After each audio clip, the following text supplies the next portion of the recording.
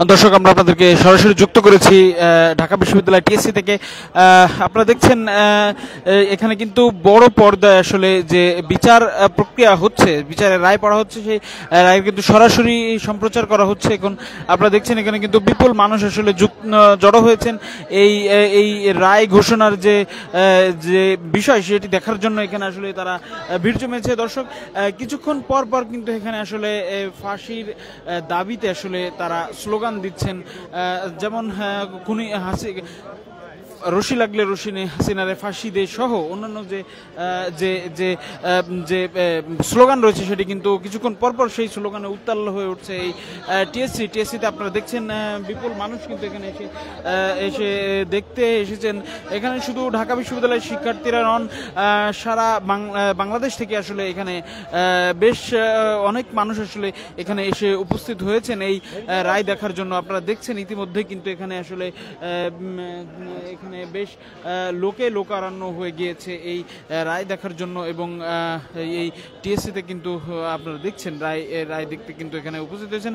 দর্শক, আমরা আদালত থেকে আমরা যেটি জানতে পেরেছি, কিছুক্ষণ আগে আসলে এই জুলাই আগস্ট অভ্যুত্থানে যে স্বৈরাচারী সরকার প্রধান শেখ হাসিনার যে বিচার, সেই বিচারের যে রায়, সেই রায় কিন্তু পড়া শুরু হয়েছে, এবং সেই রায় কিন্তু কিছুক্ষণ আগেই তারা পড়ছিলেন এবং সেই রায় পড়া শুরু হয়েছে। এবং এই সহ ঢাকার বেশ কিছু গুরুত্বপূর্ণ পয়েন্টে কিন্তু এই বিচারের যে দাবিতে যে বিচার চলছে, সেই বিচারের যে সরাসরি সম্প্রচার সেটি কিন্তু ঢাকার বেশ কয়েকটি গুরুত্বপূর্ণ স্থান থেকে আসলে দেখানো হচ্ছে লাইভ সম্প্রচারের মাধ্যমে, এবং সেখানে কিন্তু সবাই সেই লাইভ দেখছেন।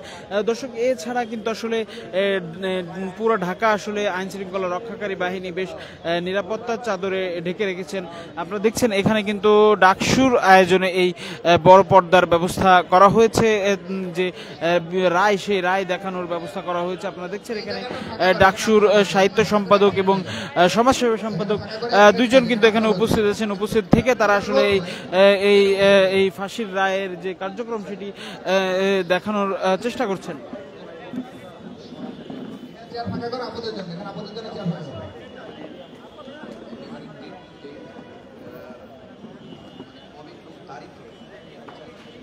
আর চেয়ার এই পাশ থেকে বাকিগুলো নিয়ে আসতে পারে।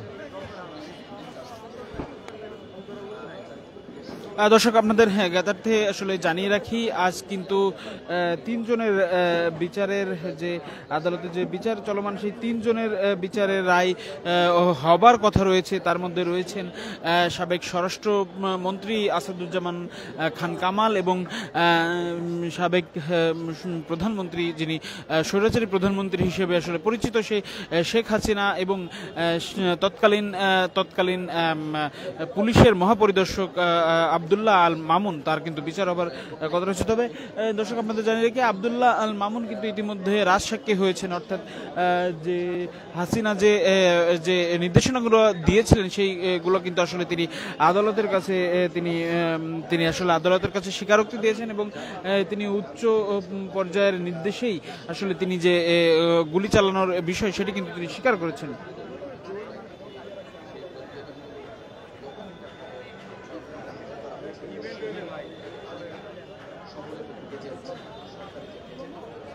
দর্শক, আপনাদের জানিয়ে রাখি, শেখ হাসিনা সহ এই মামলার 3 আসামির বিরুদ্ধে কিন্তু মোট 5টি অভিযোগ আনা হয়েছে। সেগুলো হলো উস্কানিমূলক বক্তব্য প্রদান, প্রাণঘাতী অস্ত্র ব্যবহার করে আন্দোলনকারীদের নির্মূল করার নির্দেশ, রংপুরে বেগম রোকেয়া বিশ্ববিদ্যালয়ের ছাত্র আবু সাইদকে গুলি করে হত্যা, রাজধানীর চাংখারপুল এলাকায় আন্দোলনরত 6 জনকে গুলি করে হত্যা, এবং আশুলিয়া 6 জনকে পুড়িয়ে হত্যা। এই মোট 5টি অভিযোগে কিন্তু আজ বিচার হচ্ছে ট্রাইব্যুনাল প্রাঙ্গণে কিন্তু যে প্রাঙ্গণে গতকাল এক ব্রিফিংয়ে কিন্তু প্রসিকিউটর গাজী মোহাম্মদ মনোয়ার হুসাইন তিনি কিন্তু এই কথা বলেন, এবং তিনি আসামিদের বিরুদ্ধে আনা 5টি অভিযোগ তারা সন্দেহাতীতভাবে প্রমাণ করতে পেরেছেন বলে দাবি করেন। ন্যায় বিচারের সাথে ট্রাইব্যুনাল যে আদেশ দিকে কেন প্রসিকিউশন সেটা মেনে নেবে বলেও তারা ঘোষণা দিয়েছেন।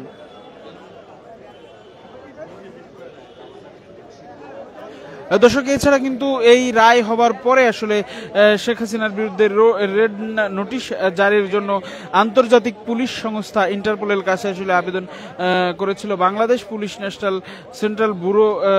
তারা কিন্তু এই আবেদন করেছিল।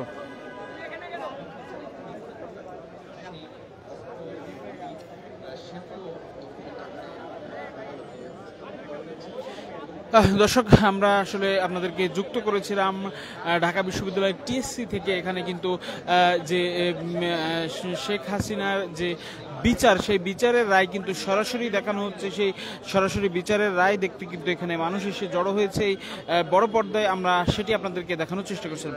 দর্শক, পরবর্তী আপডেটের জন্য দেশপ্রান্তের সঙ্গেই থাকুন।